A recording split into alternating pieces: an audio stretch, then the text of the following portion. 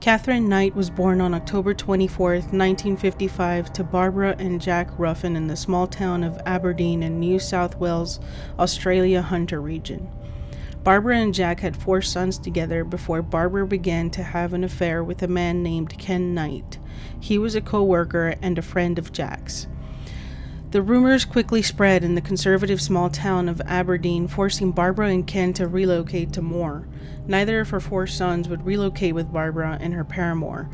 The 2 eldest sons would continue to live with their father, and the 2 youngest sons would be sent to Sydney to be raised by their aunt. Barbara would give birth to 4 more children with Ken, including 2 twin girls, one of which was Katherine Knight. 4 years later, in 1959, Jack Ruffin would pass away, and the 2 eldest sons would move in with their mother, Barbara, and her partner, Ken. According to Katherine, her father, Ken, was an alcoholic and would beat, intimidate, and rape her mother multiple times throughout the day.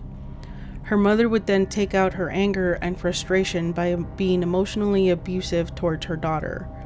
Barbara would share details about her sex life with Katherine and her twin sister, and would also express to them how much she despised men and sex. Despite Barbara being cruel and emotionally abusive, her daughter Katherine would yearn for her mother's approval, love, and affection. Katherine Knight has claimed that she was sexually assaulted by several family members until the age of 11. Other members of the family have confirmed that her claim is true despite there being doubts about the details. One day when Katherine shared with her mother that one of her partners wanted her to perform a sexual act that she did not want to participate in, her mother told her to just put up with it and stop complaining. While in school, Katherine was known as a bully by her classmates and terrorized children younger than her, and it's easy to discern the reasons behind this. She felt younger children were easier to pick on since they were smaller, making her feel powerful and in control. This was the only way she knew how to cope with her emotional and sexual abuse, where she was the powerless and had no control over what happened to her. Katherine did not learn how to read or write and quit school at the age of 15. Shortly thereafter, she began working at a clothing factory. A year later, she would find work as a butcher at a slaughterhouse, a job she considered to be her dream job. By all accounts, Katherine loved her job so much that when she was given her first set of butcher's knives, they would be the ones that she would hang above her bed, just in case she ever needed or wanted to use them. Those butcher knives were given to her when she was promoted from cutting organ meats out of animals to boning animals. Those knives were her prized possession. Katherine Knight met a man named David Kellett in 1973. He was a co-worker of hers who drank heavily, trying to find an escape from trauma he had experienced in his life. In the first incident, David Kellett watched one of his best friends die in front of him while working on the railway. The second incident involved a school bus full of children that was struck by a train. He managed to rescue most of the children, however, 6 of the children were killed. David Kellett would lose his job on the railway due to his erratic behavior, poor performance, and was prone to fistfights after those 2 incidents. He managed to get a job at the same butcher shop Katherine was working at and would become close friends with Katherine's brother. Katherine was bold and honestly a bit crazy. She would put her fists up, ready to fight anyone who would dare fight David. Personally, I would never step in between 2 men in a fistfight. I know that if my delicate face took a punch from a grown man, I would probably end up with multiple fractured bones on my face. This, however, did not faze Katherine. She was always by his side and ready to back him up. Katherine was known to be physically violent and threatening toward anyone who made her angry. Katherine and David became a couple and in 1974 would be married at Katherine's request. They arrived at the service in Katherine's motorcycle with her soon-to-be husband in the passenger seat behind her. David was heavily intoxicated the entire wedding and would later say that Katherine's mother, Barbara, had given him a warning about her daughter. David stated that Barbara told him, "You better watch this one or she'll effing kill you. Stir her up the wrong way or do the wrong thing and you're screwed. Don't ever think of cheating on her. She'll effing kill you." Barbara would also tell David that her daughter, Katherine, had a screw loose somewhere. Barbara Knight, for whatever reason, had at some point told her daughter Katherine that when she got married to her father, they consummated their marriage 5 times. David would wake up to Katherine on top of him and strangling him. Thankfully, David would fight her off and live. Katherine would later explain her reasoning behind that incident. She said that David had fallen asleep after only consummating their marriage 3 times. She was expecting 5, as her mother had previously told her. Their marriage was volatile, and David feared for his life. One night, while he was at a dart competition, he made the finals and ended up staying longer than Katherine expected. When he arrived back home, he met with a very angry Katherine. She had burned all his clothing and shoes and only had what he was wearing. She hit him over the head with a frying pan, severely fracturing his skull. Somehow, he made it to a neighbor's house and got treatment. He would once again survive. Police wanted to charge her, but Katherine was able to convince David not to press charges against her. In 1976, David left Katherine for another woman shortly after the birth of their first child. Katherine was enraged and was seen thrashing the stroller on Main Street, and police were called.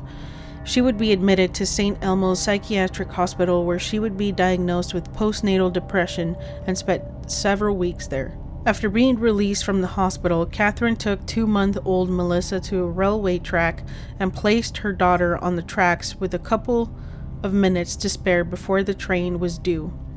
A man who was nicknamed Old Ted was in the vicinity and saw Melissa on the train tracks and rescued her. Police informed David about the incident, and he would leave his girlfriend and move back to Aberdeen with his mother. On August 9, 1976, Katherine was released from the hospital into her mother-in-law's care. They all relocated to a city west of Brisbane, and she would secure a job at a meat shop. On March 6, 1980, the pair would have another daughter named Natasha. In 1984, Katherine would leave David and move in with her parents in Aberdeen, and later moved out to live on her own. She would get hired back on at the butcher shop, but would hurt her back a year later and went on disability. She would also be granted housing through the government. In 1986, Katherine met David Saunders and he moved in with her and her daughters, but kept his apartment in Scone. Katherine was not happy about that and would get jealous and throw him out of her house often. He would go back to his apartment in Scone, and she would follow, begging him to go back to live with her. A year later, in 1987, Katherine cut the throat of his 2-month-old puppy in front of him just to show him what would happen to him if he ever cheated on her. Then she proceeded to knock him unconscious with a frying pan. Katherine gave birth to a daughter in 1988, which would prompt Saunders to put a deposit on a house. Katherine would pay off the deposit when her workers' comp went through in 1989. Katherine and David Saunders would get into an argument in which she hit him with an iron on the face and then stabbed him in the abdomen with a pair of scissors. He would move back to his apartment in Scone. Later, when he returned to Aberdeen, probably to retrieve his stuff, he found all his clothes cut up. Saunders asked for a long leave of absence and went into hiding. Katherine attempted to find him but was unable to do so. A few months later, when he returned to see the children, he found out that Katherine had told police she was afraid of him and would essentially get a restraining order against him. In 1991, Katherine Knight got pregnant by John Chillingworth, who was a former co-worker, and would give birth to a son. Katherine and John were together for 3 years until John found out Katherine was having an affair with a man named John Price. John had 3 children of his own when Katherine had an affair with him. John was a well-liked guy whose marriage had ended in 1988. His eldest children remained living with him, while his youngest would live with the mother. Katherine would move into John's house in 1995. His children liked Katherine, and John was making good money as a miner, providing Katherine with a comfortable life. In 1998, Katherine and John got into a heated argument over John's refusal to marry her. Out of spite, Katherine videotaped expired medical kits that John had retrieved from the company landfill. John was fired from his job where he had worked for the past 17 years of his life. John then kicked Katherine out of his home that very same day, and word of what she had done spread through the town like wildfire. To everyone's surprise, John would get back together with Katherine. However, he would not allow her to move back into his house. Some of his friends refused to have anything to do with him for as long as he was still involved with Katherine. In February of 2000, Katherine would assault John multiple times, including stabbing him in the chest. John Price would kick Katherine out of his house, and on his way to work, he stopped at the courthouse to file a restraining order against her to keep her away from him and his children. That same day, he told his co-workers that if he went missing, it would be because Katherine had murdered him.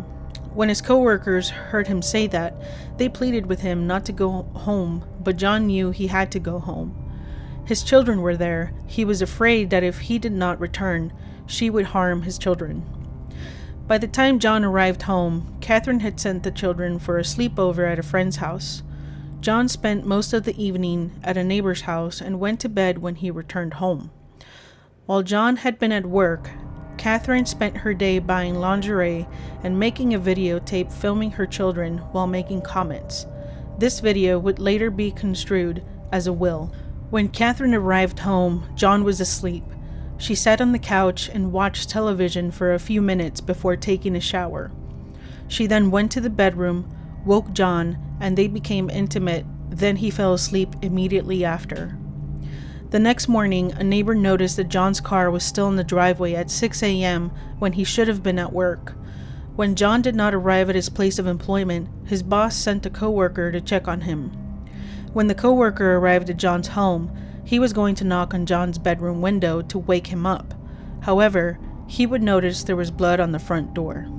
Police were notified, and when they arrived, they broke down the door and were met with John's lifeless body and found Katherine in a comatose state from taking a large number of pills in a suicidal attempt. Katherine had taken a butcher knife from above the bed where she kept them and stabbed John 37 times. There is conflicting information on whether John woke up, tried to fight her off but was unable, and she then dragged his body down the stairs, or she stabbed him and he was able to make it to the front door but was unable to escape, and Katherine dragged him back into the house. Either way, he succumbed to his wounds and died. Katherine skinned him, and a detective that was on scene described what he saw, saying John was skinned so meticulously that his skin looked like a bodysuit. Katherine had hung John's body on a meat hook in the living room, decapitated him, and cut off pieces from his body to cook. She made a stew from his body with squash, beets, zucchini, potatoes, pumpkin, cabbage, and a gravy. She made herself a plate, but from evidence found at the crime scene, it appeared she was unable to consume it. Police also found John's head boiling in a pot with vegetables on the stove. At the table, they found 2 plates, each labeled with the children's names. Katherine was going to feed parts of John's body to his children. When Katherine came out of her comatose state, she claimed that she had no recollection of what had happened that night. She was charged with John's murder, and her trial was set for July 23, 2001. However, her counsel was ill, and the trial had to be postponed to October 15, 2001. Katherine pleaded guilty after jurors had to be excused due to the nature of the photographic evidence. The judge adjourned the trial and sentenced Katherine to life in prison. The judge ordered her papers to be marked as never to be released. That's it for this week's video. If you liked this week's content, like and subscribe, and I'll see you next week, maybe.